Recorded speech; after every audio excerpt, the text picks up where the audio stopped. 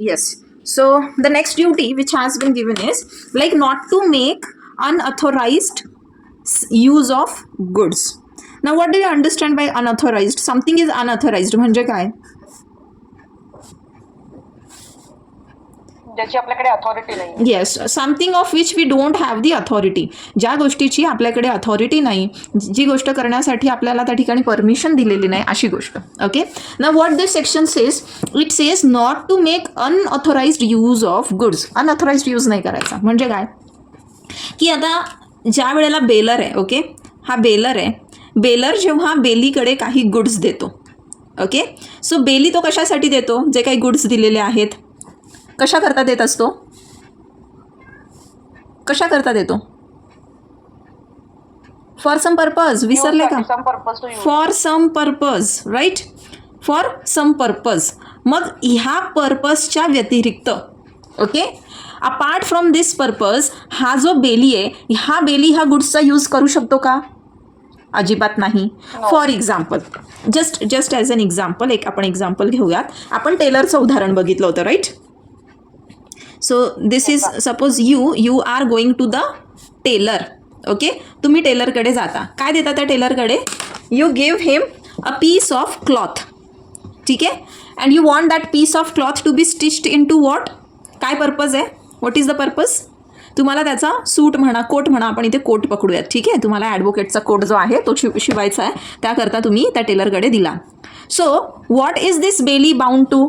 or what he is authorized to do? He is only authorized to stitch that coat and to give it back to the baler. म्हणजे हा झाला इथे bailor. ठीक आहे. You are bailor and tailor is bailee. Now see, tailor काय करतो? Tailor has given you, for example तुम्ही गेला होतात 1 जूनला. Okay, suppose you have given this particular cloth on 1st of June. ठीक आहे. आणि बेलीने तुम्हाला सांगितलं की you come to me by 30th of June. 30 जूनपर्यंत तुम्हाला कोट मिळून जाईल. आता मीन वाईल हा कोट शिवून रेडी करतो आणि तो काय करतो? एका एक्स पर्सनला, ओके, एका एक्स पर्सनला काय करतो? तो रेंटवर देऊन टाकतो तुमचा coat. Okay, he rented your coat. Now was this person, was this tailor authorise to rent your coat to someone else? No. Means what he has done, what the Bailey has done here, Bailey has made unauthorized use of your goods, ज्याची त्याला अजिबात authority नव्हती. है ना. बऱ्याचदा बघा हे जे लॉन्ड्रीवाले असतात त्यांच्याकडनं पण असे कपडे जे आहे ना भाड्यावर दिले जातात, माहिती आहे ना. without our permission, without our knowledge, what they do, they just rent those clothes and they earn like good amount of money from it. Okay, so this is what not to make unauthorized use of goods. So if the Bailey, section काय वाचतोय, how does the section read actually? What it is given ki if the Bailey uses the goods bailed in manner which is inconsistent with the terms of the contract, he shall be liable for any loss even though he is not guilty of negligence and even if the damage is the result of an accident. ठीक आहे. मग unauthorised वेमध्ये कुठला पण use करायचा नाही आहे. आणि याच्यामध्ये काय म्हटलं आहे की जे टर्म्स आहे ना तुमच्या कॉन्ट्रॅक्टचे त्याच्याशी इनकन्सिस्टंट काम केलं. आता हे बघा, ही जी बेरेक्टची भाषा आहे की ती खूप अवघड आहे ना. If you look at this particular these wordings, तर हे असं फार असं अवघड वाटेल. तो बेस्ट काय लक्षात घ्यायचं आहे तुम्ही, you can give these examples. Okay, you simply give these illustrations and try to explain your point through your examples.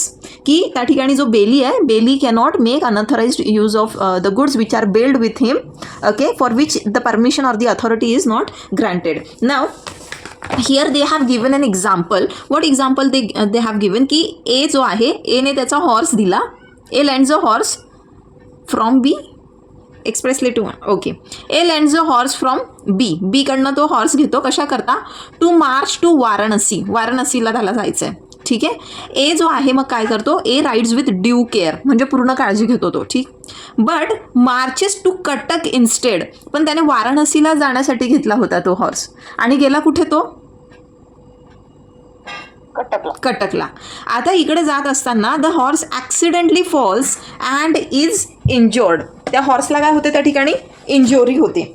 मग आता ह्या इंज्युरीसाठी this A person A person is liable to compensate. ठीक आहे, आता हॉर्सला जी काही त्या ठिकाणी इंजुरी झाली आहे, कारण ते काम करत असताना वेदर त्याची त्या ठिकाणी त्याने रिझनेबल केअर घेतली असेल, तो गिल्टी नाही आहे तरीसुद्धा त्याला, कारण की त्याच्या it is in his custody. Okay, म्हणजे आपण जर ह्या उदाहरणात बघायला गेला, आता आपण जर टेलरचं उदाहरण बघितलं, टेलरकडे जेव्हा तुम्ही कापड दिलं, हे त्याच्या कस्टडीमध्ये त्याने पूर्ण काळजी घेतली, सगळं काय झालं, पण काय झालं, टेलरच्या दुकानात सपोज अचानक एक्झाम्पल 2 घेतोय, आपण एक्झाम्पल 2 की टेलर जो आहे, ह्या टेलरच्या दुकानात काय होतं, अचानक एक उंदीर घुसतो आणि हा उंदीर काय करतो, हा उंदीर तुमचं जे कापड असतो ते सगळं कुरतडतो. ठीक आहे, आणि त्याच्यामुळे काय होतं, ऑब्व्हियसली की आता इथे टेलरने तर पूर्ण काळजी घेतली होती, पण कुठून तरी आता तो घुसला असणार तो उंदीर, बिकॉज डे टाईमला तो शॉप ओपन असतं अँड वी कॅनॉट तो सिम्पली प्रत्येक उंदराला त्या ठिकाणी अडवू नाही शकत, किंवा जे काही जीवजंतू आतमध्ये येत आहेत होतं हे असं.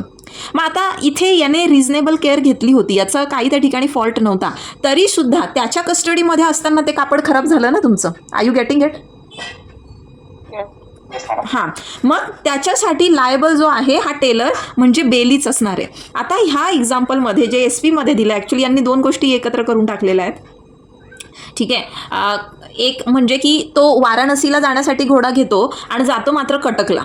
ठीक आहे, तर इथे ही त्याची ड्युटी होती की ज्या ठिकाणी किंवा ज्या कारणासाठी त्याला जाण्यासाठी तो हॉर्स दिलेला आहे त्याच डेस्टिनेशनपर्यंत त्याने यूज करायचा, अदरवाईज त्याचा यूज करणं जो आहे तो it is not authorised basically, त्याला तेवढी परमिशन नाही आहे. Now next is not to mix goods bailed with his own goods. Not to mix goods, आता खूप सोपं आहे, ह्याच्या नावातनंच आपल्याला समजतं की what does this section speaks of. Not to mix the goods, goods mix करणं म्हणजे काय,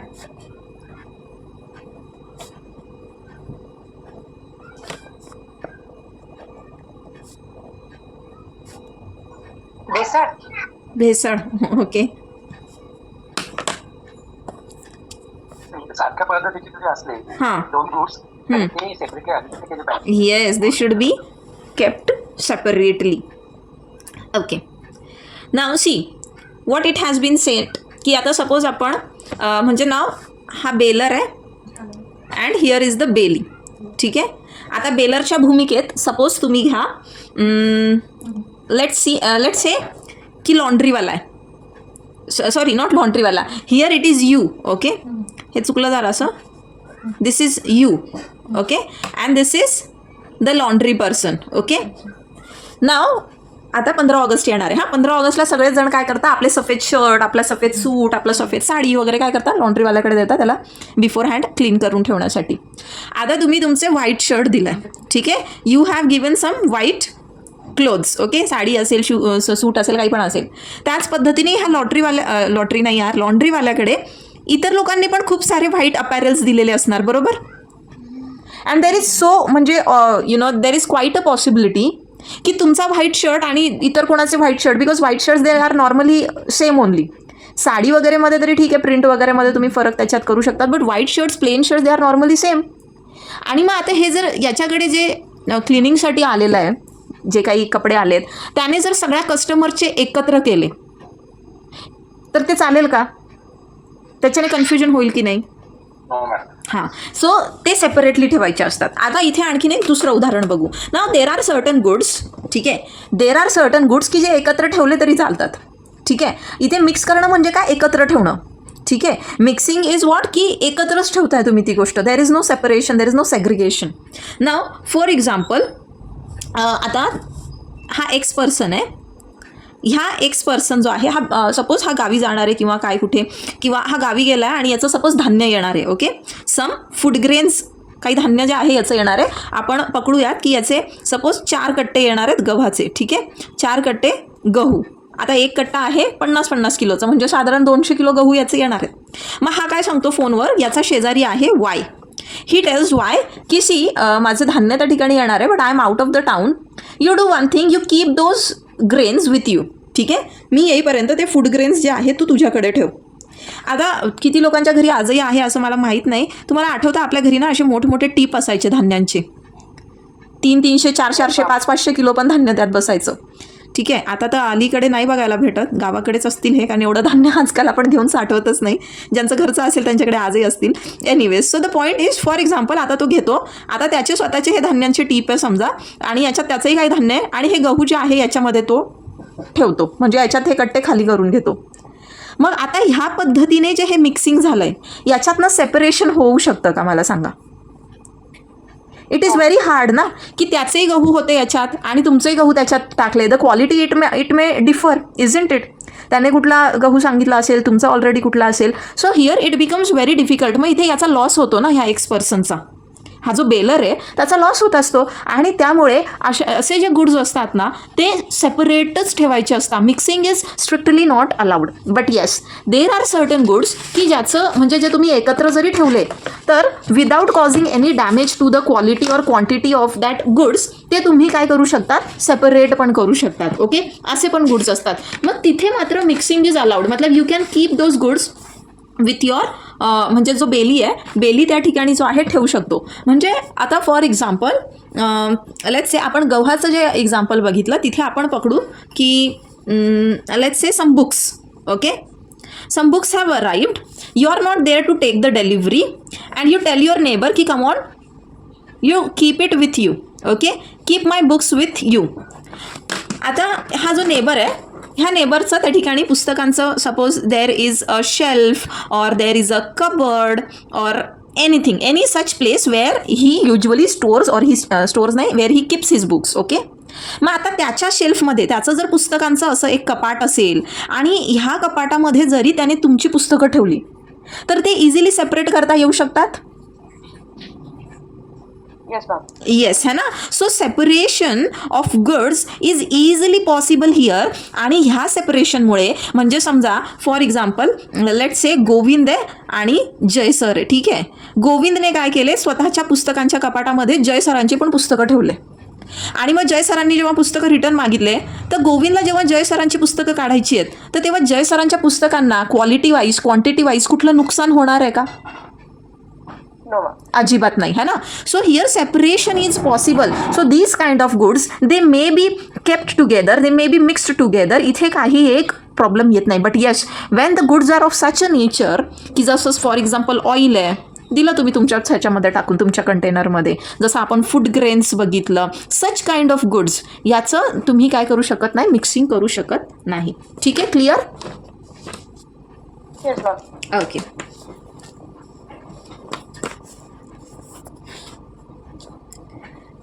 ओके, आणि सपोज आता गुड्स असे असतील की ज्याच्यामध्ये आता सेपरेशनसाठी काही खर्च करावा लागेल, देर इन्व्हॉल्व सम कॉस्ट. मग अशा वेळेला ती कॉस्ट कोणी बेअर करायची? बेली. एक्झॅक्टली. का? कारण मिक्सिंग त्यानेच केलं आहे ना, he has done that mixing. Okay, now next point is not to setup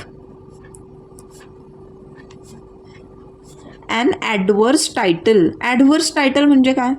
not to set up an adverse title. स्वतःची मालकीने दाखवायची त्या वस्तू. हां, येस, की म्हणजे तो डिनाय नाही करू शकत काय की ते जे गुड्स आहे ते बेलरचे, ही कॅनॉट डिनाय. ओके, की गुड्स तुझे नाहीच आहेत हे. सो जो बेली आहे, bailee should not set up an adverse title. म्हणजे की जर हा बेली आहे आणि ह्या बेलीकडे ह्या बेलरने सर्टन गुड्स दिलेले आहे, तर जेव्हा रिटर्न करण्याची वेळ येते, okay, when the goods have to be return, त्यावेळेला बेली जो आहे तो असं नाही म्हणू शकत की बाबा रे हे गुड्स जे आहे they don't belong to you, they belong to someone else. Okay, आणि त्यामुळे तुला काही राईट नाही आहे किंवा हे माझेच आहे. म्हणजे असं ॲडवर्स टायटल की दुसरंच कोणाची तरी मालकी त्याच्यावरती दाखवणं की तू त्याचा मालक नाही आहेस आणि याचा मालक तर अमुक अमुक आहे आणि म्हणून मी तुला देत नाही. फॉर एक्झाम्पल असं होऊ शकतं. हे बघा काय की सपोज एक एक्झाम्पल घेऊयात आपण. एक एक्झाम्पलने तुम्हाला एक्सप्लेन करते हा पॉईंट. फॉर एक्झाम्पल हा ए पर्सन आहे. ह्या ए पर्सनने ह्या बी पर्सनला ना लेट्स से की 1,00,000 रुपये जे आहे ते उधार दिले होते. बीने काय केलं, ते 1,00,000चं उधार जे आहे ते पे नाही केलं. मग ए जो आहे याच्या घरी जातो आणि याची एक गाडी असते. ठीक आहे, त्या 1,00,000च्या बदल्यात तो काय करतो, याची जी गाडी आहे ती गाडी घेऊन येतो. तो म्हणतो जेव्हा तू मला 1,00,000 रुपये रिटर्न देणार ना तेव्हाच मी तुला ही गाडी जी आहे ती रिटर्न करणार. ठीक आहे. आता काय होतं की ए जो आहे, एला कुठेतरी बाहेर गावी जायचं आहे 2 महिन्यांकरता. मग ए काय म्हणतो सीला की 2 महिने मी इथे नाही आहे, तर माझी गाडी जी आहे ना ती तुझ्या पार्किंगमध्ये असू देत, तुझ्याकडे असू देत. सी म्हणतो ओके. जेव्हा ही गाडी सीकडे पार्क आहे, ओके, सीच्या पार्किंगमध्ये जेव्हा ही गाडी पार्क आहे त्या ठिकाणी, तेव्हा बी म्हणतो अरे ही गाडी तर माझी आहे, ही तुझ्याकडे कसं काय आली. सी म्हणतो माझ्याकडे ना येणे अशी अशी एवढ्या दिवसांसाठी लावली. बी म्हणतो त्याला देऊ नको बरं का रिटर्न, कारण की ना ही गाडी ॲक्च्युअलमध्ये माझी आहे, ती गाडी आणि तो त्याला पेपर्स पण दाखवतो की हे बघ ही गाडी माझी आहे. आणि मग जेव्हा ए रिटर्न येतो, ए आता ती गाडी रिटर्न मागतोय. सी म्हणतो की no, this car does not belong to you and this actually belongs to B, आणि म्हणून मी काय तुला देत नाही. मग असं जे आहे, हा जो सी आहे हा सी पर्सन करू शकतो का? नाही. आपल्याला हा जो क्लॉज आहे, दिस पर्टिक्युलर क्लॉज, हा हेच म्हणतो की not to set up an adverse title, म्हणजे स्वतः पण नाही आणि इतर कोणाचं पण टायटल त्या ठिकाणी हे नाही म्हणू शकत की it does not belong to you, it belongs to someone else and that's I will not give it back to you. येतं लक्षात? हे फक्त एक उदाहरण दिलं. This is just an example. There could be like an number of different cases. येतं लक्षात? What about others? उशिरे sir, Jay sir, Govind. Yes ma'am, understood. Okay. Yes ma'am. Govind late का झाला आज? बरं नाही वाटत मॅम. अरे यार, काय झालं गोविंद तुला? वातावरण तसं आहे. ताप आला काय?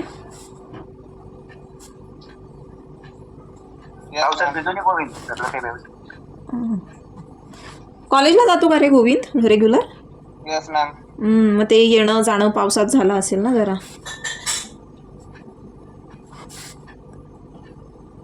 ओके.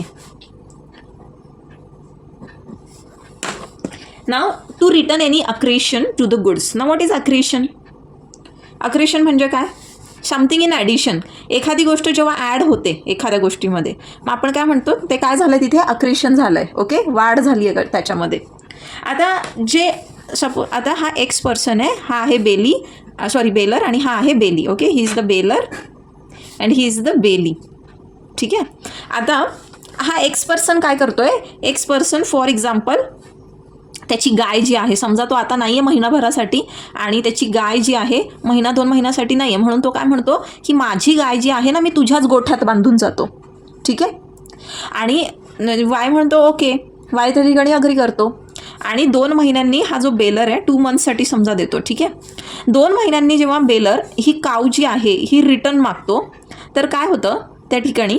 ह्या काऊला म्हणजे ह्या गायला तोपर्यंत ना एक बेबी नाही, काफ काय म्हणता मराठीमध्ये? वासरू. येस, वासरू. त्या गायीला काफ म्हणजेच एक वासरू जे आहे त्या गायीने जन्माला घातलंय. ठीक आहे. आता बेलरने तर फक्त गाय दिली होती, आणि जेव्हा बेलीकडे ते दिलं तर गाय समजा म्हणजे ती गाभण होती. Okay, she was pregnant, she was bearing a calf. आणि after the cow was bailed with this bailee, त्या गायीने काय केलं? वासराला जन्म दिलाय. मग बेली आता असं म्हणू शकतो का बाबा तू फक्त गाय दिली होती, गाय घेऊन जा आणि वासरू माझंच आहे? Can he say that? No. आता हे जे वासरू आहे, हे वासरू काय आहे? हे अक्रिशन झालं. येतंय लक्षात?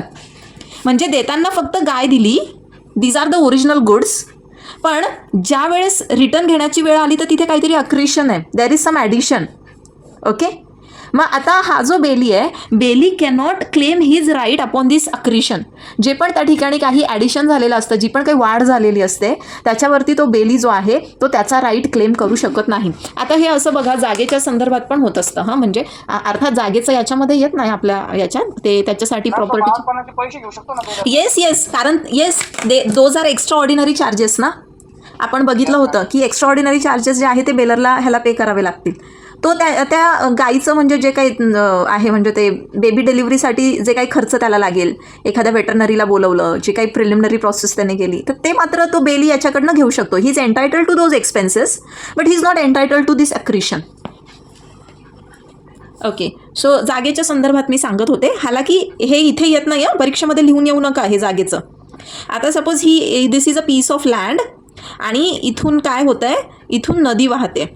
ठीक आहे. आता ह्या नदी जे काही ॲल्युव्हियल लँड आणते, हां, तर ती ॲल्युव्हियल लँड जी आहे इथे जमा होते, आणि ही जमीन त्या ठिकाणी ह्या जमिनीचं क्षेत्र जे आहे ते वाढतं. There is अक्रिशन.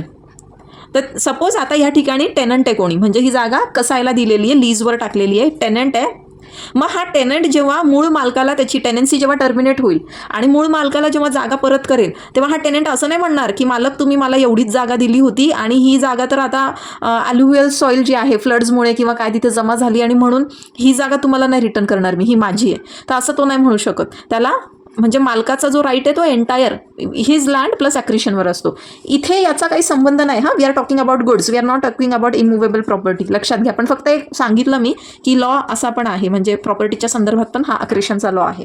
ओके, समझे? Yes ma'am. Okay, now next is to return the goods. एकदम बेसिक ड्युटी आहे ना ही, की त्याने गुड्स रिटर्न करणे. जो बेली आहे, बेलीने गुड्स कोणाला रिटर्न करणे? बेलरला. हा ना. मग आता इथे काय असू शकतं की जो बेलर आहे ह्या बेलरने काही विशिष्ट असे डिरेक्शन दिलेले असतील, काही विशिष्ट सूचना. ओके, विशिष्ट डिरेक्शन्स म्हणजे काय, ही सूचना म्हणजे काय, काही डिरेक्शन्स त्याने दिलेले असतील. डिरेक्शन्स कशा संदर्भात? Regarding the return of goods. म्हणजे आता सपोज हा बेलर जो आहे हा गेला याच्या पूर्ण फॅमिलीसोबत. ओके, बेलर काय, पूर्ण फॅमिली, त्याच्या संपूर्ण फॅमिलीसोबत तो कुठे गेला आहे? बाहेर गेला आहे कुठे. ठीक आहे, पूर्ण फॅमिलीला घेऊन आउट ऑफ टाऊन आहे. ठीक, आता तो काय करतो, त्याची गाडी जी आहे, बेलर ह्या बेलीकडे, ही इज द बेली, ह्या बेलीकडे त्याची कार जी आहे ही कार पार्क करतो.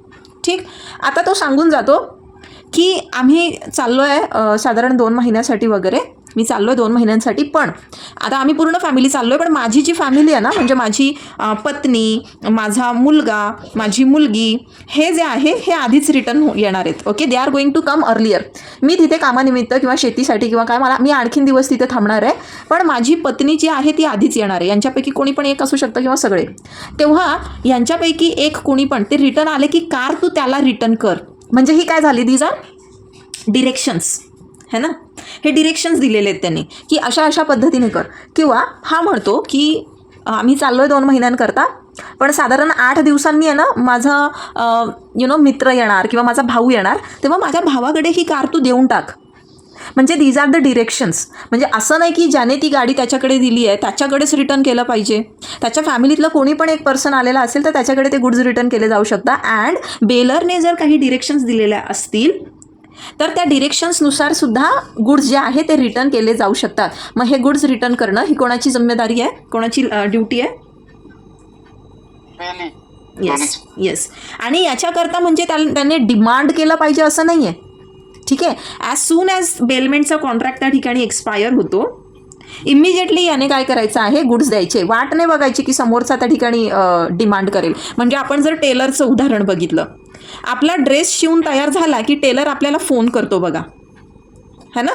ते कॉल करतात की मॅडम, सर, तुमचं जे काही ड्रेस आहे, सूट आहे, कोट आहे, तो रेडी आहे. ठीक आहे, म्हणजे मोस्ट ऑफ द केसेसमध्ये तो कॉल केला जातो. अदरवाईज म्हणजे माहीत नाही बाकी कोण करता नाही करत, but this is the general rule की त्याने वाट नाही बघायची की समोरचा कधी येणार. तुमचा जो कॉन्ट्रॅक्ट आहे, टर्म त्या ठिकाणी एक्सपायर झाला ना, give back those goods. So these वर द ड्युटीज कोणाच्या होत्या ह्या? कोणाच्या ड्युटीज होत्या? Bailee. Yes. Now we gonna see rights. मग राईट्स काय असतील बरं? आता बेलर आणि बेलीचे राईट्स बघू आपण ड्युटीज बघितल्या. Now we are going to see rights. काय राईट्स असतील ह्यांचे दोघांचे?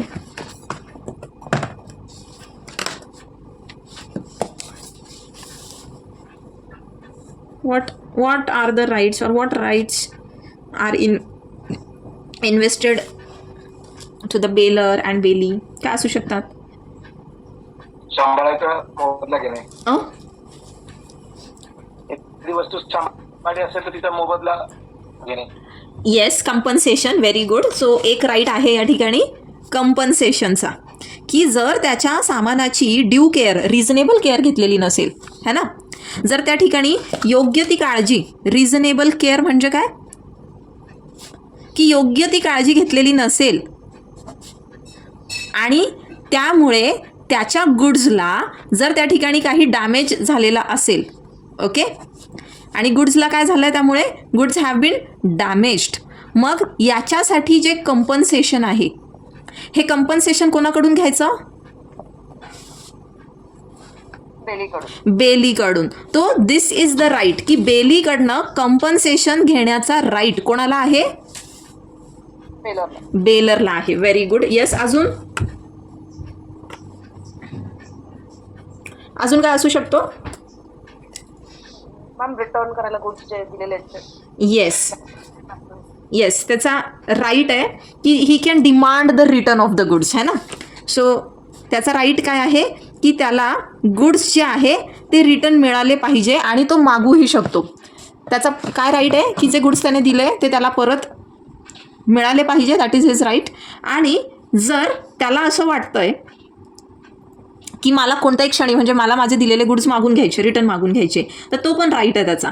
Okay. So return of goods lent gratuitously की याच्यामध्ये when goods are lent gratuitously the bailor can demand their return whenever he pleases. आपण पाहिलं होतं ना की ग्रॅट्युटियस त्या ठिकाणी बेलमेंट असते. ग्रॅट्युटियस म्हणजे काय? ग्रॅट्युटियस बेलमेंट. हां, म्हणजे बेलरला या ठिकाणी कोणताही मोबदला मिळत नाही.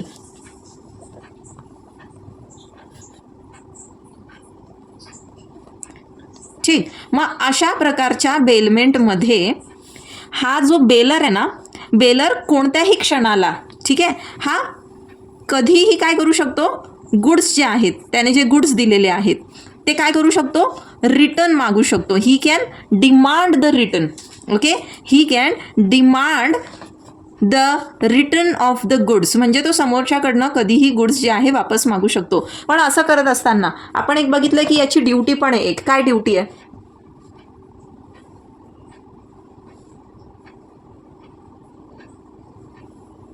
ग्रॅच्युटियस बेलमेंट असेल आणि ती प्रीमॅच्युअरली जर त्या ठिकाणी टर्मिनेट केली आहे तर काय त्या ठिकाणी हे आहे बरं, व्हॉट वी से, ड्युटी काय?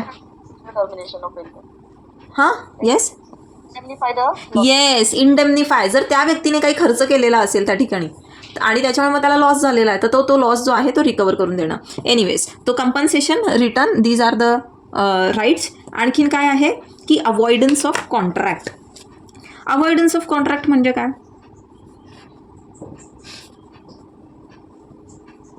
Avoidance of contract. What do you understand by avoidance? To avoid means what? लक्ष नाही द्यायचं एखाद्या गोष्टीवर. लक्ष नाही द्यायचं. Okay. We can skip it. Yes. Okay. तर आता जसं आपण बघितलं होतं की सपोज बेलीने आपण ते एक्झाम्पल बघितलं होतं कुठलं? हॉर्सचं. ठीक आहे. हॉर्सला परमिशन कुठे नेण्यासाठी घेतली होती? वाराणसी. ठीक आहे. बट ॲक्च्युअलमध्ये हॉर्स नेला कुठे? कटक, है ना.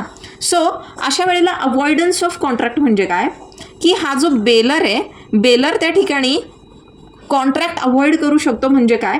त्या ठिकाणी टर्मिनेट करू शकतो तो कॉन्ट्रॅक्ट की नाही, मला नाही द्यायचं आहे तुला, माझे जे काही गुड्स आहे ते मला तुला नाही द्यायचे आणि मी कॉन्ट्रॅक्ट ह्या ठिकाणी टर्मिनेट करतो. You just return me back my goods.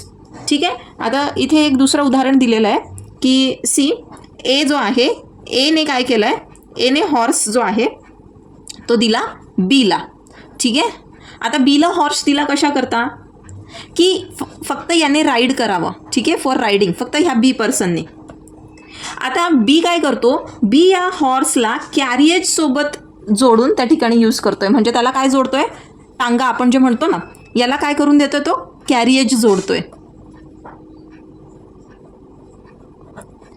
आता याने फक्त हॉर्स रायडिंगसाठी दिलं होतं, याने ते टांगा करून फिरवण्यासाठी दिला होता का horse?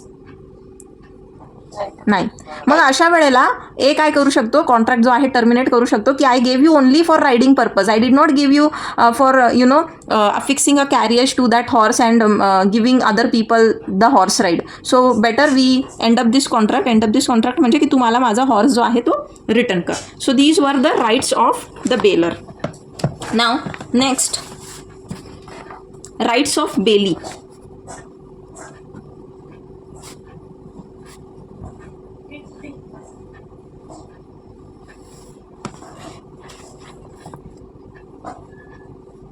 Now the first right what they have said is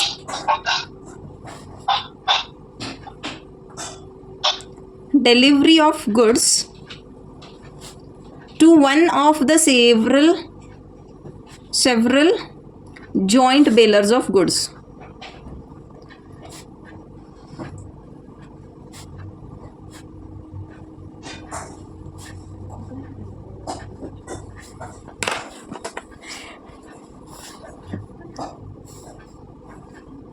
okay now आता डिलिव्हरी ऑफ गुड्स हे समजलं. To one of the several joint bailers. आता जॉईंट बेलर्स कोण असतात की म्हणजे त्या गुड्सचे एकापेक्षा जास्त ओनर्स आहेत. फॉर एक्झाम्पल आपण कारचं उदाहरण बघितलं होतं राईट, की त्या ठिकाणी त्या फॅमिलीची कार आहे ती, सो देर आर जॉईंट बेलर्स. मग आता ही कार देताना जसा तो एक्स पर्सन म्हणतो, हा बेलर जो आहे, बेलर काय म्हणतो की म्हणजे पूर्ण फॅमिली चालली आमची अँड कार तुमच्याकडे काही दिवस पार्क असू द्यात. एक नेबर जो आहे he says okay not an issue. But then इथे जेव्हा सपोज आता याने सांगितलेलं नाही की कोण लवकर येणार कोण नंतर येणार असं काहीच नाही. मग अशी आपण जे बघितलं. आता एक्स जी आहे, एक्सची पूर्ण एंटायर फॅमिली जी आहे ही काय बाहेर जाते कुठेतरी, ठीक आहे, बाहेरगावी जाते. आणि रिटर्न येताना सपोज फक्त याचा जो आहे मुलगा येतो रिटर्न, ठीक आहे. मग आता हा जो बेली आहे, बेलीचा राईट काय की त्याचा मुलगा रिटर्न आला ना तर लगेच तो ह्या मुलाला गुड्स रिटर्न करू शकतो, ठीक आहे. तो वाट नाही बघणार की अख्खी फॅमिली येणार आणि तोपर्यंत मी ह्या कारची काळजी घेत बसणार नाही. बिकॉज ती कार त्याच्याकडे म्हणजे त्याच्याकडे ती एक रिस्पॉन्सिबिलिटी आहे, बरोबर, इजंट इट. जितका जास्त दिवस ती कार तिथे असणार ही त्याची ती रिस्पॉन्सिबिलिटी आहे की त्याने त्याची काळजी घ्यायची वगैरे वगैरे सो ऑन. मग आता ह्या फॅमिलीपैकी एक पर्सन आला आहे ना तर त्या एक पर्सनला सुद्धा म्हणजे whoever has come, because he is one of the several joint bailers. ही जी एंटायर फॅमिली आहे हे काय आहे, जॉईंट बेलर्स आहेत ते. त्यांच्यापैकी एक जरी पर्सन रिटर्न आला आहे तर त्याला तो देऊ शकतो किंवा as according to the directions जे काही त्याला मिळालेले असतील. Then next is delivery of goods to bailor without title.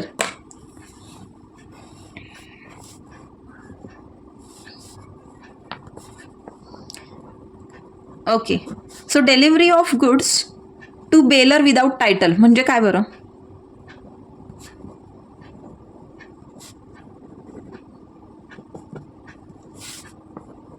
Yes,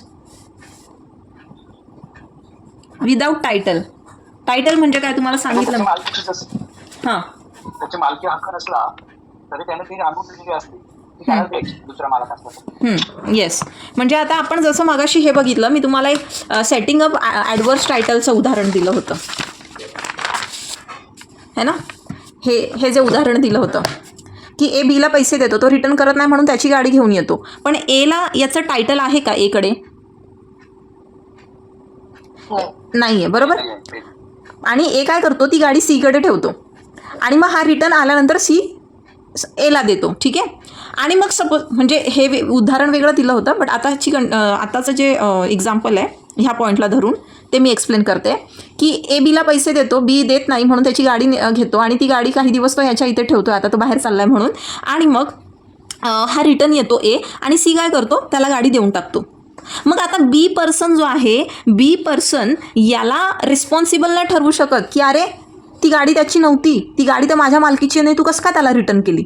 okay, so याचा राईट आहे बेलीचा की he can deliver the goods to the bailor without title. म्हणजे असा बेलर ज्याच्याकडे त्या गुड्सची मालकी नाही आहे त्याला तो रिटर्न करू शकतो आणि बेलीला त्या ठिकाणी रिस्पॉन्सिबल धरू शकत नाही तुम्ही. म्हणजे त्याला तुम्ही जबाबदार ठरवू शकत नाही की तू माझी वस्तू, माझं सामान कसं काय त्या व्यक्तीला दिलं, त्या व्यक्तीच्या मालकीचं नाही आहे. ते जरी नसलं तरी देत असताना बेलमेंट कोणी केली होती गुड्सची, त्याच व्यक्तीने केली होती. तो गरजेचं नाही तो ओनर असेल त्याचा, म्हणजे टायटल त्याच्याकडेच असेल असं गरजेचं नाही. Then next is right to apply to court to stop delivery. ठीक, कोणाचा माईक ऑन आहे, बंद करा.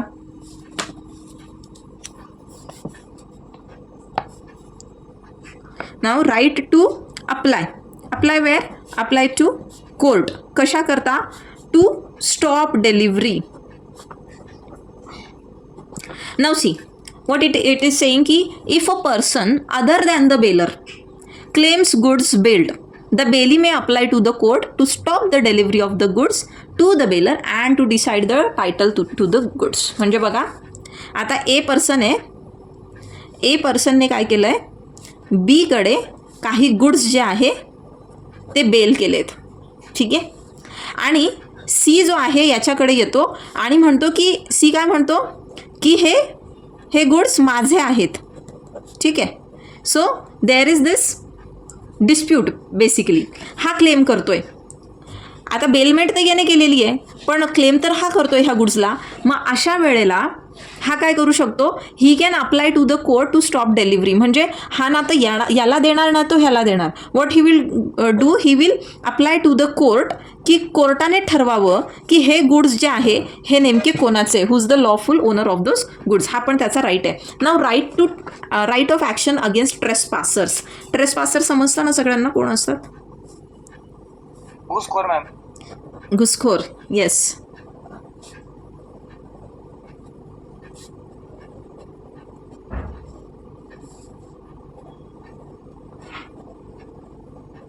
हे ट्रेसपासिंग वगैरे आहे बरं का तुम्हाला आता. हां, टॉर्टमध्ये. 1 मिनिट थांबा. हां, राईट ऑफ ॲक्शन अगेन्स्ट ट्रेसपासर्स. आता जेव्हा एखादा थर्ड पर्सन जो आहे तो रॉंगफुली काय करतो, बेलीला जो आहे तो डिप्राईव्ह करतोय. कशापासून डिप्राईव्ह करतोय? The use or the possession of the goods bailed to him. आता जनरली काय असतं, ट्रेसपासिंगची जी ॲक्शन आहे, ओके, जनरली ट्रेसपासिंगची ॲक्शन कोण घेऊ शकतो, की जो मालक आहे, त्याच्या प्रॉपर्टीमध्ये कोणी आलं आहे, कोण ट्रेसपास करत आहे, तर तो त्या ठिकाणी ती ॲक्शन घेऊ शकतो. But this right is also available to the bailee. जो बेली आहे त्याला पण हा राईट अवेलेबल आहे. ठीक आहे. आता फॉर एक्झाम्पल लेट्स से ट्रेसपासिंगचं एखादा एक्झाम्पल घ्या बरं Govind. Any example of trespassing? Ma'am, लोकांचा पाळीव प्राणी येतो ना आपल्या प्रॉपर्टीमध्ये, तेव्हा ते पण ट्रेसपास होतं. हां, तोही ट्रेसपास आहे. बट इथे आपल्याला असं पाहिजे की एखादे गुड्स, ठीक आहे चलो मीच सांगते. हे बघा, सपोज हा बेलर आहे. ठीक आहे. ही इज द बेलर. हा एक्स पर्सन.